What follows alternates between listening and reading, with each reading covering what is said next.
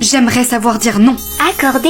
Bienvenue Narcisse. Nous voici dans l'étape 1 pour apprendre à dire non. Étape 1? Mise en situation en cours. Tu n'as pas beaucoup dormi cette nuit, tu es très fatiguée. Allô? Ouais meuf, on va en boîte ce soir, ça te dit? Je suis un peu crevée, j'avoue. Oh mais vas-y meuf, t'es jamais dispo. Puis en plus après on peut dormir ensemble chez toi, non? Ça peut être trop cool. Ah, tu veux dormir chez moi après? Bah ouais, t'habites proche de la boîte. Ok. Ah, c'est carré ça. Oh! Narcisse, est-ce que tu regrettes ton choix? Non, je pense que je l'ai arrangé. Étape 2. Tu n'as pas fini ta journée de travail, il te reste beaucoup de choses à faire. Tu es sur le point de faire une crise d'angoisse et tu n'as pas pris de pause de la journée.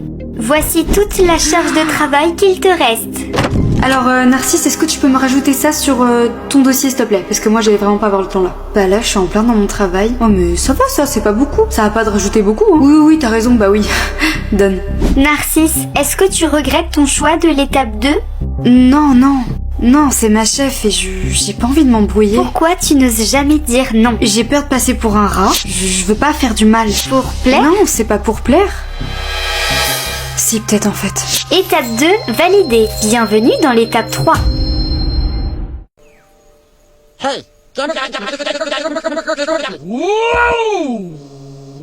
Tu viens avec nous ce soir, hein? Ce soir? Non mais en fait, y a même pas de questionnement. Tu viens avec nous. Les people pleasers pensent sans arrêt à la paix intérieure d'autrui. Mais le problème, c'est qu'ils mettent en péril la leur, même s'ils consultent leur avis. Ça t'arrange pas du tout, Naël. C'est pas une raison valable, ça. Mais t'avais promis de cuisiner des lasagnes avec Noah ce soir. C'était votre soirée. Mais ça, on peut le faire demain. Mais vous faites que de reporter. Et puis demain, ça l'arrangera pas lui, Noah. Mais il me le pardonnera, ça. Je sais. Putain, Naël. Mais t'avais envie de faire ça. Je sais. C'est pas du tout dans tes plans et ça t'arrange pas. Laisse-moi faire. Parfois on refoule cet avis parce qu'on a peur. Alors on préfère agir en fonction des autres. Et quand on y goûte, trop souvent, il nous est plus compliqué de sortir notre vraie face cachée du miroir. Il s'est passé quoi là? Naël bloqué. Attends, il s'est passé quoi là? Je peux plus sortir? Option verrouillage. Écoute, Paix intérieure de Naël. Mais t'es allé beaucoup trop loin, là, Naël. Verrouillé. Tu te rends compte ce que ça implique? Tu me laisses gérer, ok? Je t'en supplie, Naël, arrête. Tu vas le regretter. Ouais, ça. S'il te plaît, Naël. Alors? Parfois on s'imagine dire ce que l'on pense. Elisandre, ça va pas être possible. Mais cette sensation nous ronge. On éprouve de la peur ou de la peine. Ça peut même aller plus loin. Tu te fous de la gueule de qui en fait là? Cette peur de décevoir nous amène à nous adapter. Ouais, ok, je vais venir. T'inquiète. Ah, je suis trop contente, meuf. Tu vas voir, meuf, tu vas pas regretter, ça va être une trop bonne soirée. Ouais. Alors que ta paix intérieure, cachée au fond de toi, te réclame et a besoin de toi. S'il te plaît, Naël, prends soin de toi, fais pas de bêtises. Est-ce que la vraie face cachée de Naël réussira à sortir du miroir? À demain pour l'épisode 2.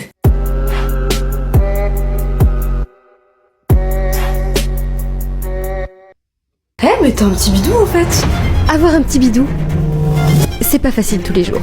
D'abord, toi, tu ne vois que ça. Que ce soit devant le miroir, putain, c'est horrible. Ou quand tu te vois en photo. Vas-y, montre. T'as toujours cette réaction. Mais je suis horrible. Ah non, reprends s'il te plaît. Tu fais une fixette là-dessus et tu ne supportes plus te voir.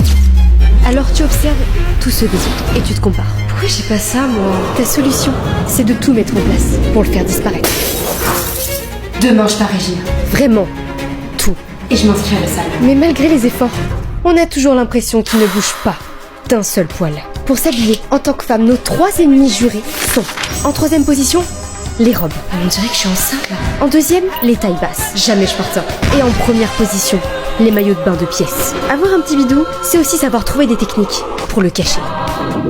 Chaque objet sont posés stratégiquement sur la zone voulue, jusqu'à adopter des postures par réflexe. Et puis un jour, on se rend compte qu'il y a des magnifiques femmes, Elle est trop belle. comme nous, mais qui, elles, le portent avec fierté. Tu te rends compte que la beauté, ce n'est pas un chiffre, mais une présence. Seule ta lumière marque les esprits et inspire. Alors la seule chose que tu as besoin de changer, c'est ton regard envers toi-même.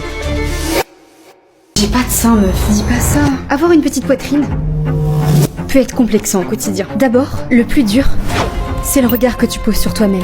C'est pas beau. On dirait un mec. T'as l'impression qu'à cause de ça, tu es tout sauf féminine. Car à force d'entendre à longueur de journée, Les meufs avec des gros boobs là, je leur marie. tu crois ne pas entrer dans les standards et que tu n'attires personne. T'as tellement de chance d'avoir des gros seins, meuf. Tu te compares aux autres femmes et tu fais une fixette. Alors, soit tu fais tout pour les cacher, voilà, comme ça je suis tranquille. Soit tu fais tout pour les grossir. Alors, où est-ce qu'il est mon push-up? Quitte à employer des techniques, bien techniques. Et tu es très imaginative. Comme ça, il y a du vrai. Parce que t'en as marre d'entendre ces remarques. Bah, elle est où ta poitrine? Tu l'as perdue. Harmonie, c'est une planche à pain. Tu veux juste que ça cesse. Wow. Ah merde. Je vais chercher. Mais à force de vouloir satisfaire... Quoi? C'est quoi ces mouches? On peut se perdre. C'est une blague? Merde. Dans notre propre jeu. Je reviens. On passe tous par une période où notre reflet devient une bataille. Mais si tu pouvais parler à ton soi futur... Harmonie, Ça va aller, ok? un jour tu te rendras compte que tu perds ton temps à vouloir être quelqu'un d'autre. Ta poitrine, c'est ton charme. Plus tu t'aimeras tel que tu es, plus tu verras que la féminité ne se résume pas à une simple taille de bonnet. Elle est dans ta façon d'exister, dans ton énergie et ta personnalité. Être féminine, c'est occuper ta place sans t'excuser d'exister. Putain, mais tu m'as fait peur. Oh, ça va, vous avez peur de tout, vous? On a tous des peurs que tout le monde ne comprend pas. Ouais, et toi t'as peur de quoi juste? En vrai, c'est quoi vos pires peurs? Moi j'ai très peur du noir. La peur du noir, c'est comme si toute ton imagination... C'est quoi ça? Ah non, c'est bon. Prenez vie, tu vois des formes partout et le silence t'angoisse. C'est le moment où t'es face à tes pensées. C'est quoi cette peur de bébé cadom, là? Le noir, t'es raciste. Non mais Julie, moi je te comprends. Merci. Mais toi c'est quoi ta peur? Moi, c'est les esprits et les entités. Avoir peur du paranormal, c'est comme sentir qu'il y a quelque chose autour de toi. Un bruit, et tu imagines déjà le pire. Ça se trouve, il y a un esprit avec moi, et tu vas me hanter. Et même si tu te dis que c'est irrationnel, tu te sens quand même observé. Non mais, franchement, oui, ridicule. Non mais ça n'existe pas. Laurie, tu nous pompes l'air. C'est clair, tu nous casses les burnes. Non mais c'est fou d'être comme ça. Non mais t'as peur de rien. Y a pas un truc. Je reviens, j'ai un appel. Allô? Ouais. Oui, chérie, oui. Non, mais y a pas de chérie là. Tu m'expliques pourquoi il y a le linge mouillé dans la machine? Ah non, mais ça, c'est toi qui l'as. Pas à moi, Laurie, pas à moi. Je veux plus que ça recommence. Ok, ouais, oui, c'est moi. Merci. D'accord, ouais. Je t'aime.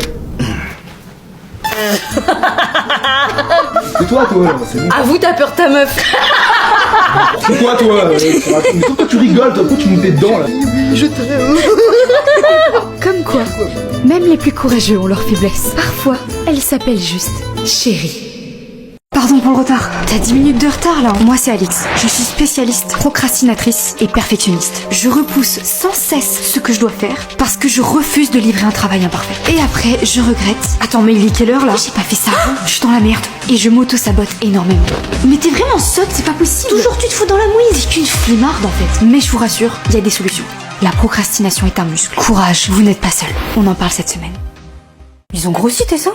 On dirait que t'as pris 2 tailles. Quand t'as une poitrine moyenne, c'est souvent l'effet que ça fait. Mais c'est parce que j'ai un soutif. Ah ouais? C'est un truc de ouf. Je dirais qu'on a des avantages et des inconvénients. 1. T'es pas obligé de porter de soutif. Avantage, ça veut dire que tu peux varier les styles selon ton humeur. J'ai pas envie qu'on les voit trop. Je vais changer.